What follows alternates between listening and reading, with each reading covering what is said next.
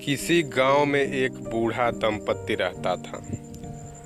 एक दिन बूढ़ा फसल लगाने के लिए जंगल साफ कर रहा था। एक घायल हिरण उसके खेत के बीचों बीच से भागने लगा। उसे एक शिकारी ने गोली मारी थी। जब हिरण उसके करीब से गुजरने लगा तब बूढ़े ने फुर्ती से अपनी कुदाल से उसके सिर पर मारा। हिरण वहीं ढेर हो गया। बूढ़े ने मृत हिरण को तुरंत झाड़ियों में छुपा दिया। शिकारी हिरण को ढूंढते हुए बूढ़े के पास आया और पूछने लगा, दादाजी, क्या आपने एक घायल हिरण को देखा? बूढ़े व्यक्ति ने उसे बात में उलझाने के उद्देश्य से एक बधिर की तरह उत्तर दिया, मेरी खेत की सीमाएं खैर पूरब की सीमा यहाँ है और वहाँ पर पश्चिम की। शिकारी ने कहा, नहीं, मैं खेत की सीमा नहीं, एक घायल हिरण के बारे में पूछ रहा हूँ।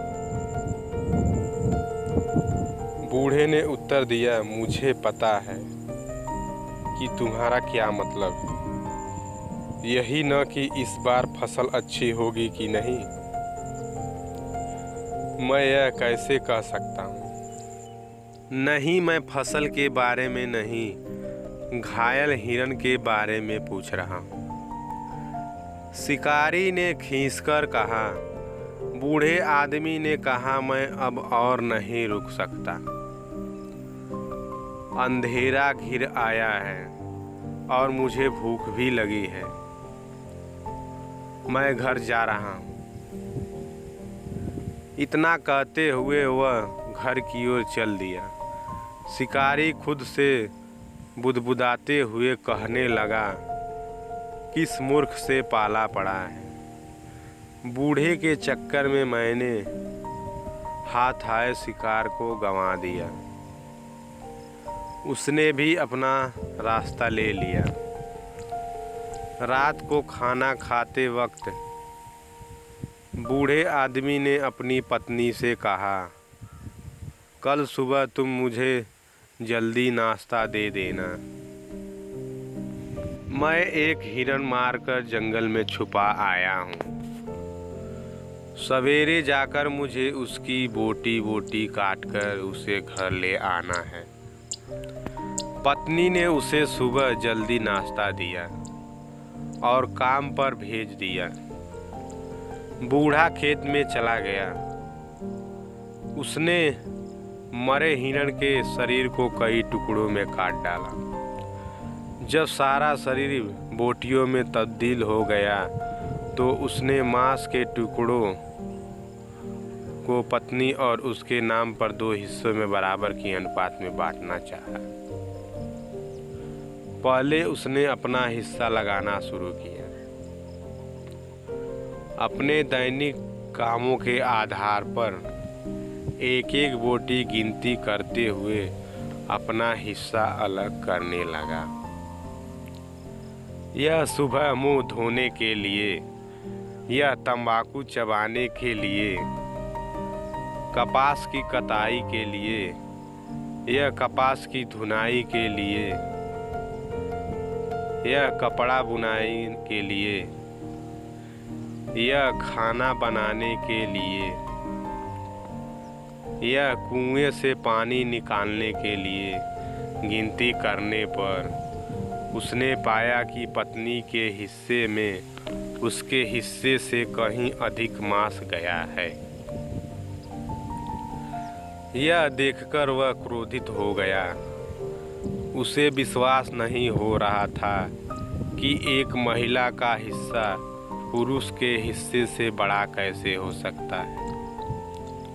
उसने 2 हिस्सों में बटे मांस के टुकड़ों को फिर से एक किया और नए सिरे से विभाजन करना शुरू किया।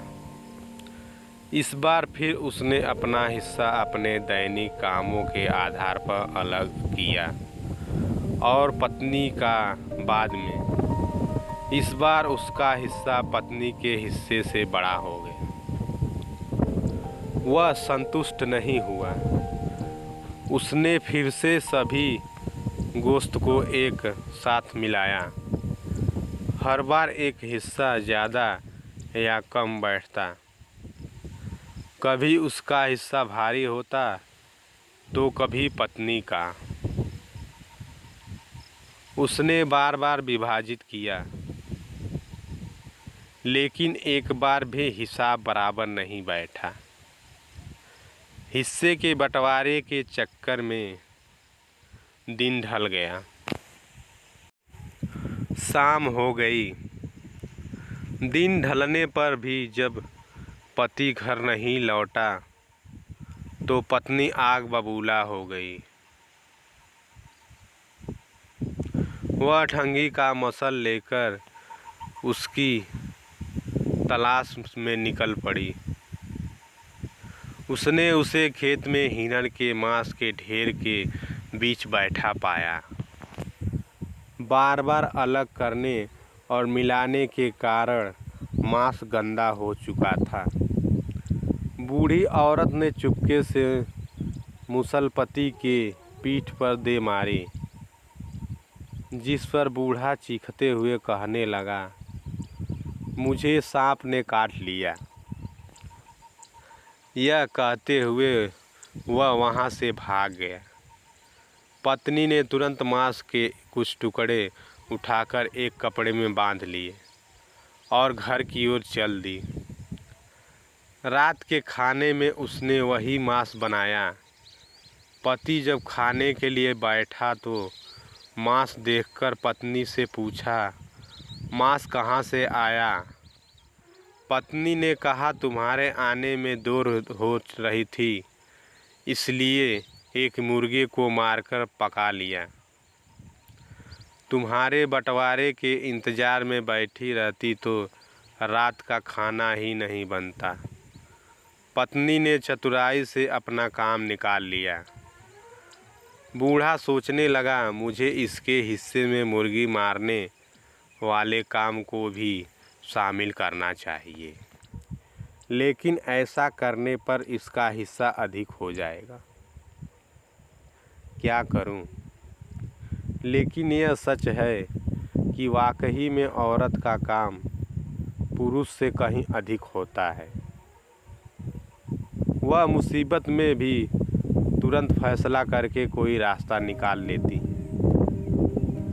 उसका यह हिस्सा भी गिनती में आना चाहिए। उसे उस दिन से पति ने मान लिया कि परिवार चलाने के लिए पत्नी को उससे कहीं अधिक कामों में खटना पड़ता है। इसलिए वह सम्मान की अधिकारिणी है।